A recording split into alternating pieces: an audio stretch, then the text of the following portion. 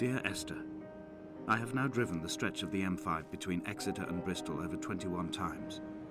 But although I have all the reports and all the witnesses, and have cross-referenced them within a millimetre using my Ordnance Survey maps, I simply cannot find the location. You'd think there would be marks to serve as some evidence. It's somewhere between the turn-off for Sanford and the welcome brake services. But although I can always see it in my rear-view mirror, I have as yet been unable to pull ashore.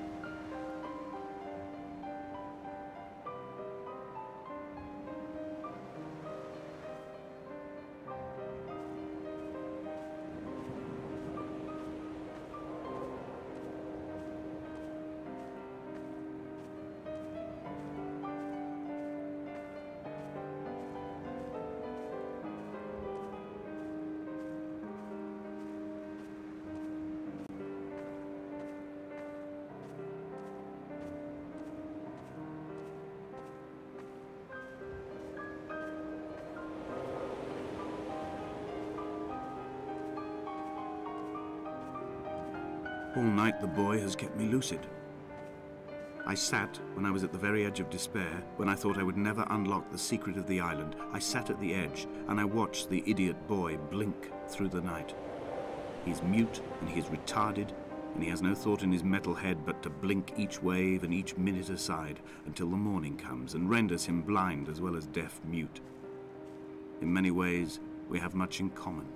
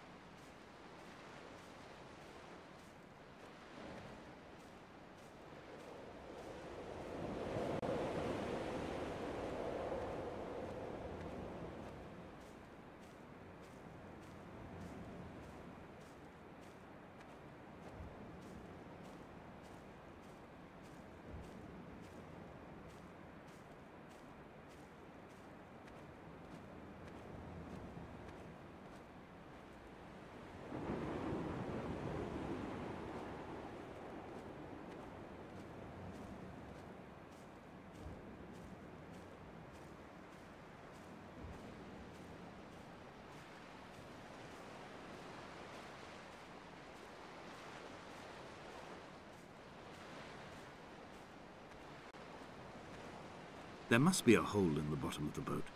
How else could new hermits have arrived?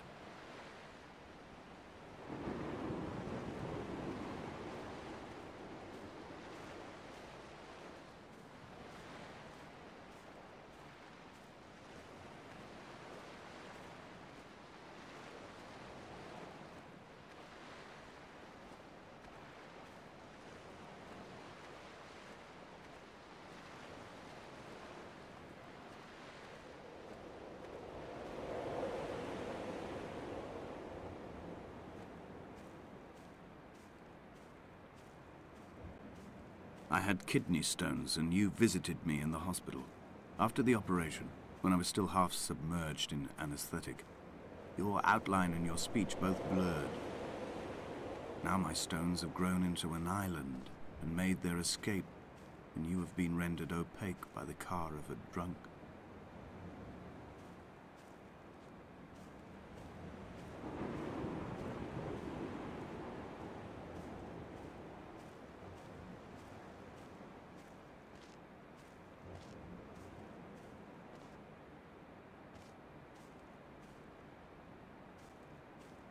When I first looked into the shaft, I swear I felt the stones in my stomach shift in recognition.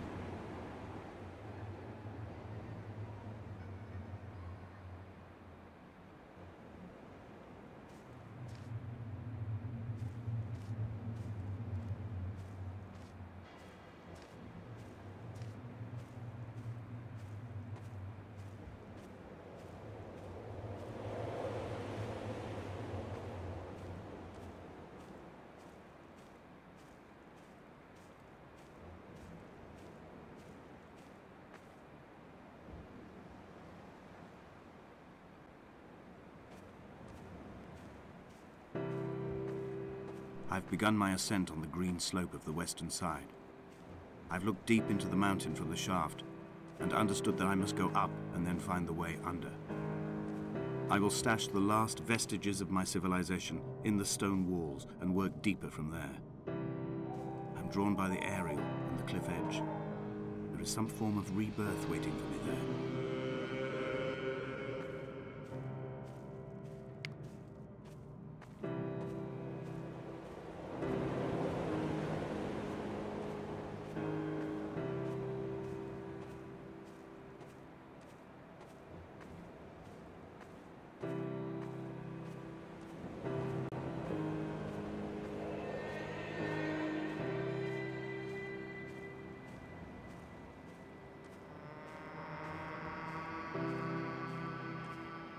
The bothy was constructed originally in the early 1700s. By then, shepherding had formalized into a career. The first habitual shepherd was a man called Jacobsen, from a lineage of migratory Scandinavians. He was not considered a man of breeding by the mainlanders. He came here every summer whilst building the bothy, hoping eventually that becoming a man of property would secure him a wife and a lineage. Donnelly records that it did not work.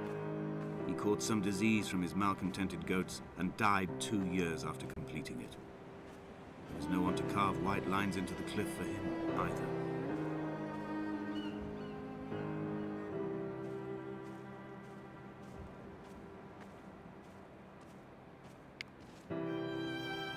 Three cormorants seen at dusk. They did not land. This house built of stone, built by a long-dead shepherd. Contents: my camp bed, a stove, a table, chairs, my clothes, my books. The caves that score out the belly of this island, leaving it famished. My limbs and belly famished. This skin, these organs, this failing eyesight. When the battery runs out in my torch, I will descend into the caves and follow only the phosphorescence home.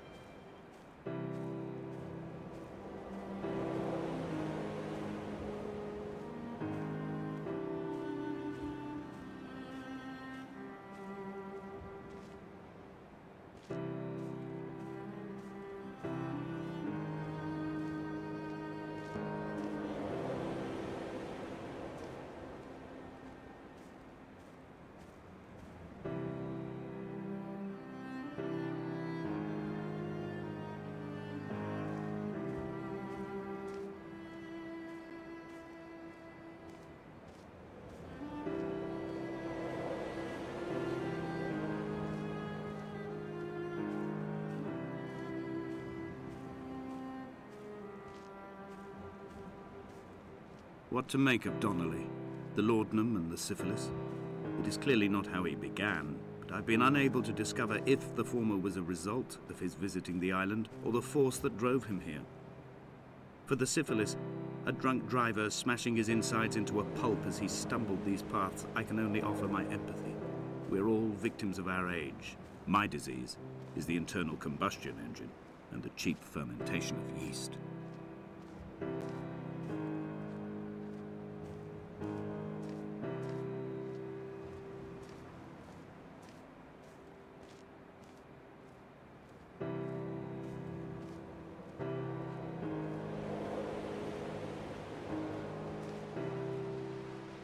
They found Jakobsen in early spring. The thaw had only just come. Even though he'd been dead nearly 7 months, his body had been frozen right down to the nerves and had not even begun to decompose. All around him, small flowers were reaching for the weak sun. The goats had adjusted happily to life without a shepherd and were grazing freely about the valley. Donnelly reports they hurled the body in fear and disgust down the shaft, but I cannot corroborate this story.